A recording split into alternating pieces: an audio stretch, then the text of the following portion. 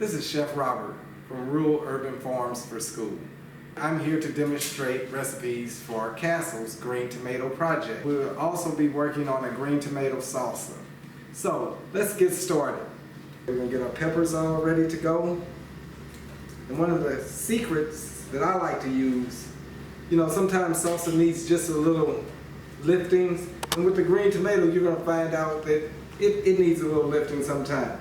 But I have two different types of apples. I have a Granny Smith and I have a Fuji. Either one of these are good for if you want to sweeten your salsa. But you can opt out of it if you like. I like to add it because, like I said, it adds a little brightness to it. It goes well with the peppers and the onion and the garlic and the cilantro.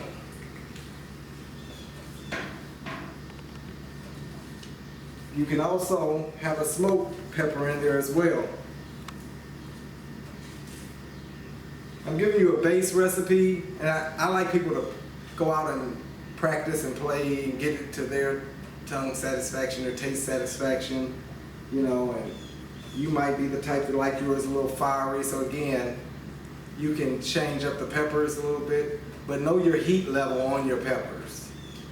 Because if you're sharing, everybody doesn't like a hot dish. Okay.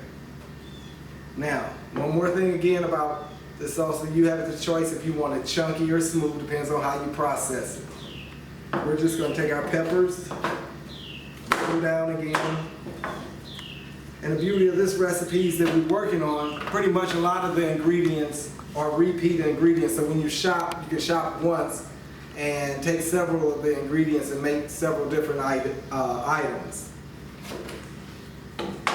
You're making a small batch, so you don't always have to make that big, large quantity. This is just probably about 2 cups of salsa.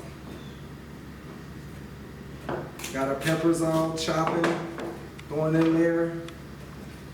Again, we got the little bell pepper.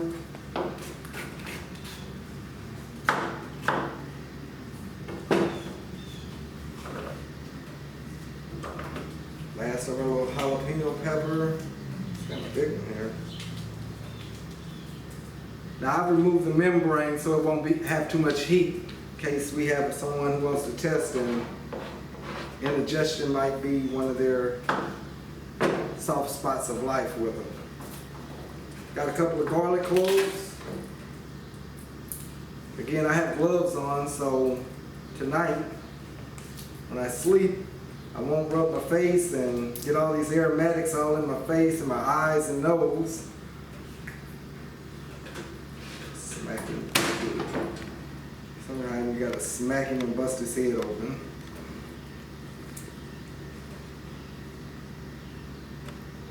Cooking's a good way to release a lot of tension also. When you see a recipe, you can adapt to your flavor somewhat. You kind of got to go by the guidelines, but at the same time, you got to go by your taste buds as well. In my young days, that's what I used to nickname myself. My old days, old and sour. Our onion.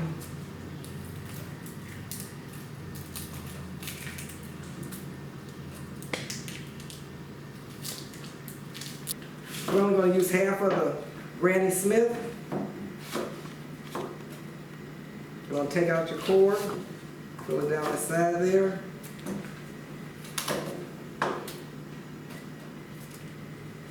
Get that other side a little bit. Again, we're going to just, everybody gets a nice little chunk going. Granny Smith is kind of tart, so it has a little sweetness at the end, like the old candy sweet tarts. We're also going to add some Fuji.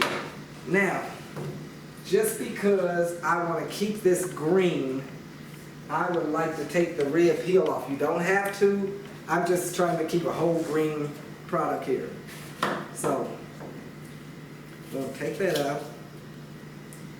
Got core. Careful if you're using the knife.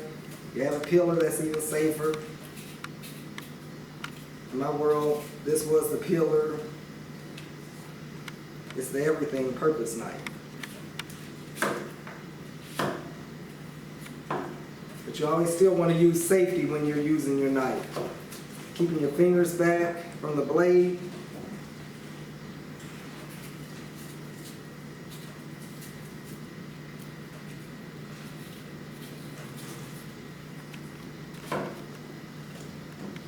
Recipes shouldn't take all day, especially when you're cooking for yourself.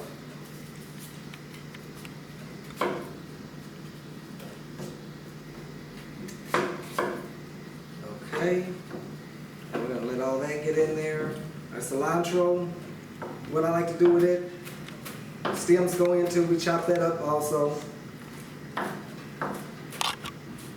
Cut off the end, make sure you don't have any seeds.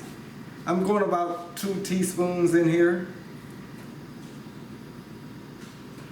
Now, for an extra zesty flavor, you can use a zester on here and actually get the rind in there if you choose to. You put the lime in there, that helps cut down using as much salt as possible.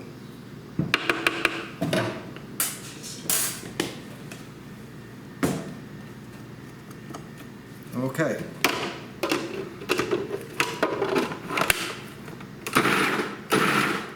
First pulsated.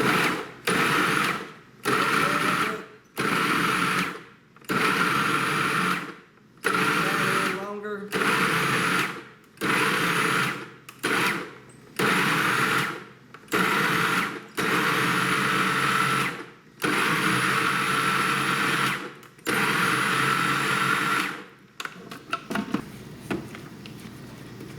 Getting there.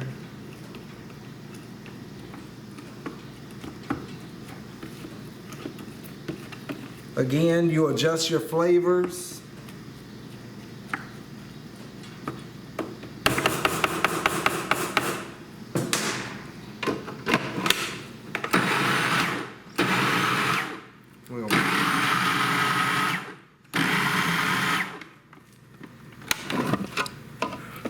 Boy, I wish you could smell it.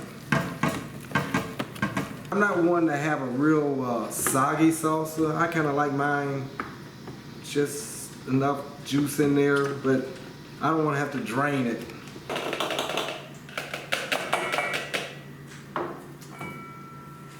This item here, the rubber spatula, saves food service a lot of money by actually being able to get a good clean out of your bowl, not to leave food left behind.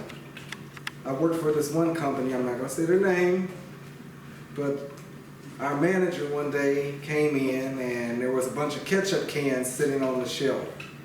Well, the individual didn't use the spatula, so we all had to learn a lesson on how much ketchup was left in a can for not using the salsa. So now I use my spatula frequently, as much as possible, to get all of it out. And I had to learn that that amount of ketchup could have cost us some money. And when you do that on a daily basis and add it up times 365 days, if you're doing it daily, you can almost come up with a whole can of ketchup or whatever product it was. Put a wrap on it, put it in the refrigerator. And as you can tell, juice is forming, and as you let this sit, it will drain down some more. And as it drains down, the flavors are all starting to come together.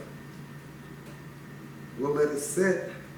I gave you the basic ingredients to start a base recipe, and then you can create your own from there. So now,